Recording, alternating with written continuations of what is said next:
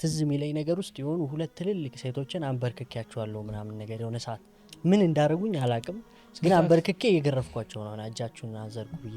ከዛ ዳይሬክተሩ መጣብኝ ያዘኝ። ከዛም በኋላ ወላጅ ማምጣት አለብኝ።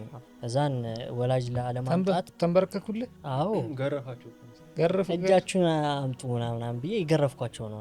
ስንት ዓመት ነበር የዛኔ ታስታውሰዋል? ወደ 4ኛ ክፍል ምናምን። እነሱስ ስንት ይሆናሉ? እነሱ ወደ 8 ምናምን ሊሆን ይችላል። በቃ ማለት ይሆናል ኃይለኛ ነበርኩ በጣም። ስፖርት የጀመርኩት 8ኛ ዓመቴ ላይ። አሁን እስከን ትላል 8 ዓመቴ ላይ በተግባር ነው። ከዛ እኔ በቃ ማስታውሰው ላይክ አንበርክኪያቸው እጃቸውን አምጡ ምናምን እየገረፍኳቸው ዳይሬክተሩ መጣ። ከዛ ነው ተናገሩብኝ ምናምን ወላጅ ማምጣት አለ። አሁን ምንድን ነው ማድረግ ያለብን ላለመንበርከክ ዛሬ? አሁን ትቻለሁ፣ ማንበርከክ ትቻለሁ።